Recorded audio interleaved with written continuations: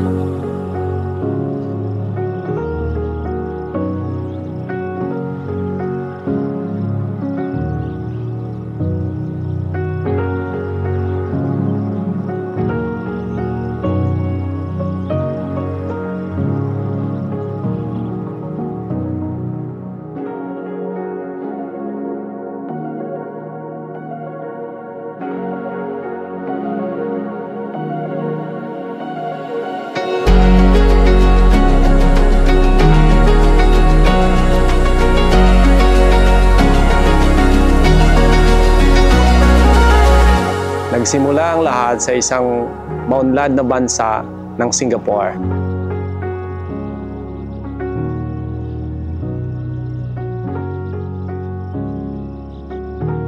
Doon kami unang nangarap at nagkaroon naman ng magandang buhay dahil sa pagtatrabaho sa magandang kumpanya bilang isang test development engineer. Oo, maayos naman ang aming buhay doon. Halos lahat ng karangyaan kasama ang aking pamilya ay nakamit sa araw-araw, ngunit tila'y may kulang.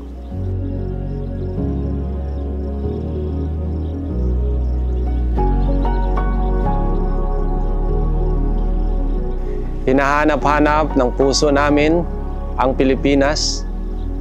Gusto talaga naming umuwi sa Iloilo at iparanas sa aking mga anak ang kagandahan ng aming probinsya at bansa.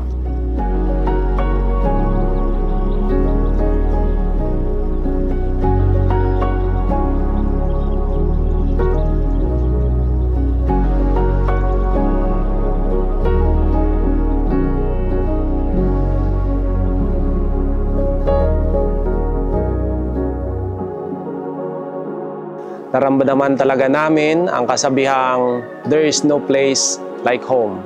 Kaya noong 2017, nang may nabili kami na isang maliit na lupa sa Santa Barbara, noong mga panahong yon, andoon na kami sa ibang bansa. Kung tapos na kami sa aming trabaho at may libreng oras, amin itong ginugugol sa pagbabasa at pagre-research at pag-aaral ng agrikultura.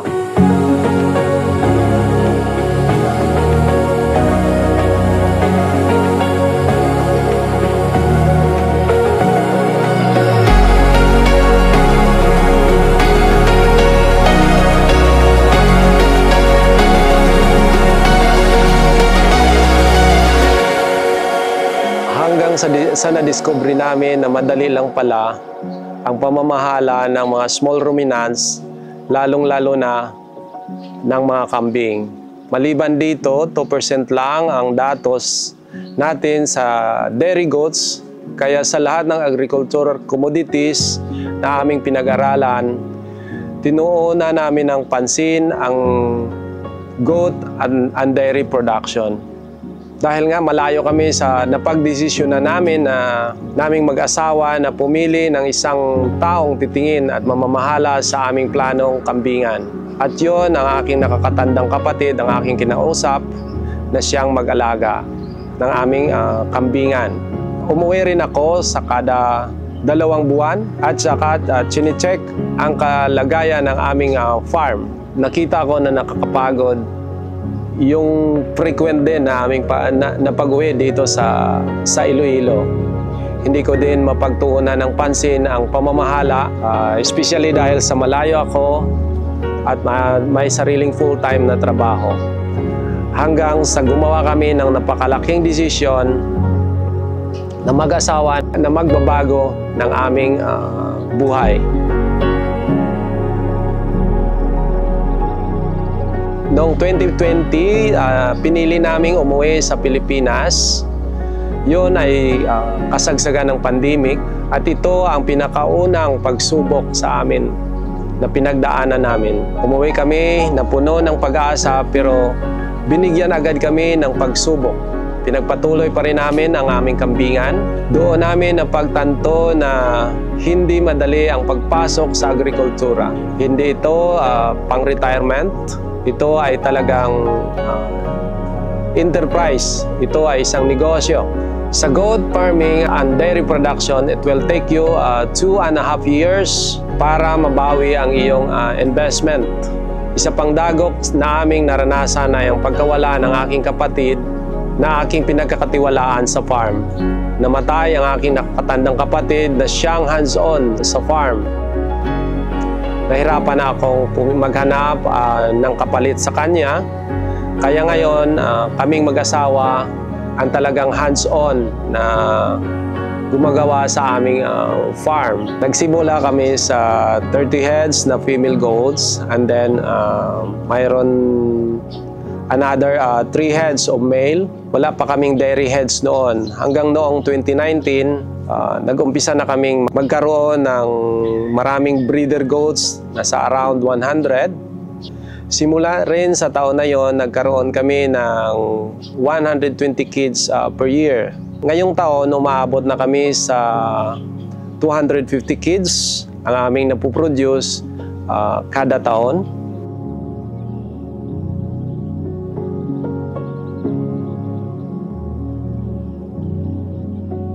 Sa gatas naman, nagsimula lang kami sa pagbebenta ng 50 liters kada araw. That was during March 2019. Ngayon, ay umaabot na kami sa 40 to 50 liters per day yung aming nabibenta. Kaya namin kumuha ng 100 liters per day na gatas ng kambing kada araw kung kinakailangan. Noong una, ang pinaka-challenge ay yung herd management na magkaiba siya sa kinagawian. Ginagawa namin dati sa dam raise system. Ibig sabihin nito, yung pag-aalaga namin ng kids ay pinapasunod sa kanyang inahin. Sa kasamaang palad, sa ganitong sistema ay napakaraming mortality yung aming na-encounter. Kaya along the way, sa ngayon, yung ginagawa na namin is yung hand raise. Yung ginagawa namin dito, yung anak ay hinihiwalay sa nanay at saka pinapadidi sa bote. Na-discover namin na yung sistemang ito ay madali, hindi siya makalat, at mahigit sa lahat, ma-achieve namin dito yung 0 to less than 5% na mortality rate. Maliban dyan, maraming pamamaraan at teknolohiya na isinasagawa sa aming produksyon. Kailangan, ang unahin ay ang pagpapadevelop ng forage. Dapat tama ang halamang pinapakain sa kanila. Noong una, dami rin kaming tinatry na mga forage. Maraming variety, which is yung mayroong Indigofera, mayroon kaming Rinsuni, Limingia, Reed Calyandra at saka iba pa na aming pinapakain sa aming mga kambing. Sa ngayon, nag-focus na lang kami which is very selective na mga forage. Yun ay yung Indigofera for legumes, mulberry for tree leaves, at saka Mombasa para sa grass. Yung aming direksyon sa ngayon, pinapalaki na namin yung produksyon sa corn at saka sorghum silage production. Ito yung aming nakikita na magbibigay sa amin ng stable na operations for this venture. Ang mga kambing are animal of habits, kaya dapat yung ginagawa natin, yung mga pagpapakain natin ay may tamang schedule o oras na ating sinusunod. Siguraduhin rin natin na dapat mayroon tayong malinis na pagkain, malinis na tubig na pwedeng ma-access ng ating mga alagang kambing sa lahat ng oras. Dapat nasa maayos din ang ating kulungan at ito dapat ay reasonably at saka dapat ligtas ang ating mga alagang kambing at saka dapat ito ay well ventilated. Maliban sa ating alagang kambing, dapat ay marunong din tayo pumili ng ating tagapag-alaga. Dapat yung ating tagapag-alaga na mapiling tao ay maitrain siya sa pag-aalaga ng kambing. Huwag tayo magpadalos-dalos sa pagpili ng ating bantay. Sila dapat ay marunong at saka may pagmamalasakit sa ating kambing dahil sila yung ating magiging kasama sa ating tagumpay. Ako po si Renali Alipat, kilalang bonsai. Isa ako sa mga tauhan ni Johnny. Isa kami sa 8 pamilya na natulungan dahil sa negosyong ito. Ako po ay naka-assign sa batang kambing. Marami akong natutunang trabahong gaya ng pag-alaga ng kambing, pag-alaga ng manok, saka alaga ng aso. Nag-isipan ko na lang na para sa aking mga anak, lalo na at ako ay isang single mom. Dahil akong nasipagan sa trabahong ito, nakapagpundar ako ng bahay ang simentado. Ipagmalaki ko yon. Maraming salamat po sa Iloilo Living Farm, lalo-lalo na sa pamilya Dayan. Ako naman po si Ronnie Bitke. Isa rin po akong empleyado sa Iloilo Living Farm. Malaking tulong talaga ito sa akin dahil ang aking kita dito ay malaking tulong para sa aking mga kapatid na nag-aaral. Malaki ang aking utang na loob sa Iloilo Living Farm at sa pamilya Johnny. Nawa ay marami pang tao at pamilya ang matulungan nila. Ang impact ni Living Farm is naging aware yung mga farmers dito with regards sa dairy farming, especially sa goat, tsaka sa silage making. So before, hindi alam ng mga tao dito na pwede palang mag-silage ang isang farmer na naka-confine lang yung kambing. Tapos naging money making na rin yung silage making dito. So hanggang ngayon, sila pa rin ang tinitingala dito sa bayan na to with regards sa dairy farming dito sa bayan ng Santa Barbara.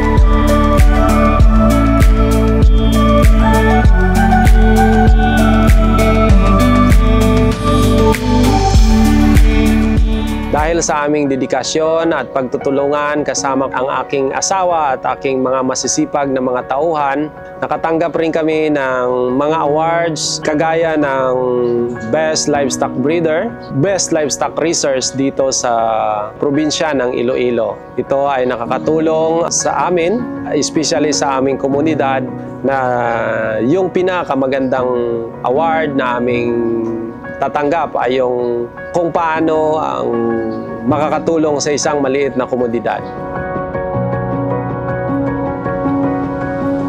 Malaki rin ang aming pasasalamat sa Agricultural Training Institute, Regional Training Center 6 sa pagbigay sa amin ng kaalaman sa livestock farming.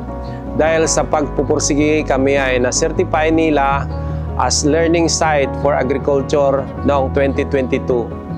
Ginagamit namin ang monetary grant sa pagpapagawa ng aming maliit na training center, training facilities. Higit riyan ay ang pagbigay sa akin ng oportunidad na maging isang resource person sa dairy goats raising and milk production. Ginagamit ang aming pasilidad bilang farm demonstration facility sa mga goat-related training. Sa negosyo ng pagbibenta ng dairy goat breeders, mataas naman ang presyuhan sa ngayon, lalo na yung sa kanya ng mga government procurement. Ang isang breeder goats ay naibibenta namin sa halagang 30,000 pesos ang lalaki and 40,000 pesos naman ang sa babae. Karamihan sa aming mga na-produce ay naibibenta naman namin as breeder goats. Sa kabuuan ay kumikita rin ang aming negosyo. Isa itong patunay na maganda ang oportunidad para sa mga nais pumasok sa negosyong ito. Kaya kung ikaw ay naghahanap ng pagkakataon upang mag-invest at kumita, ito ang tamang panahon na pasukin ang dairy goat breeding business. Sa goat's milk naman, tuloy-tuloy din ang aming production araw-araw since 2019. Ang kada litro ng gatas ay nabibenta namin sa halagang 130 pesos. Ito ay malaking tulong sa aming kita at sa pang-araw-araw na gastusin. Malaki rin ang oportunidad sa paggagatas, lalo na't malaki ang suporta ng National Dairy Authority sa aming mga farmers. Tumutulong sila sa paghanap ng aming mapagbintahan ng gatas. Kaya Isa din itong malaking oportunidad sa gusto mag-invest sa dairy goat industry. Sa pag-market naman ng kambing, yung breeder goats, pinapadala namin sa eroplano.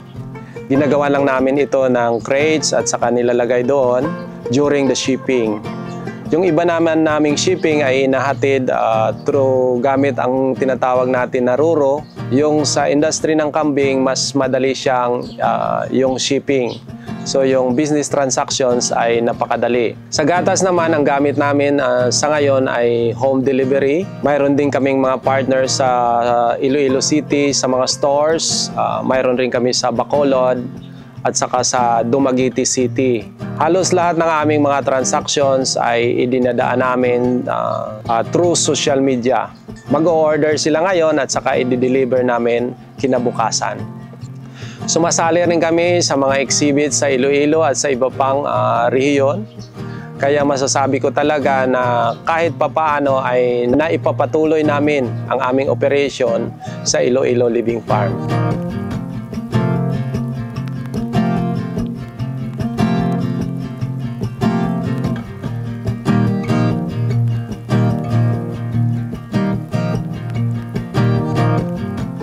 Kaya sa lahat ng interesado sa dairy goat farming, hinihikayat ko kayong gawin na ito ngayon. Pag-aralan ninyo ito ng mabuti dahil maganda at malaki ang oportunidad dito sa ngayon. Ang ating gobyerno ay maraming programa para sa mga magsasaka. Nandyan sila para tayo ay tulungan. Kaya dapat maging handa at aktibo tayo. Halina at samahan nyo kami sa industriyang ito.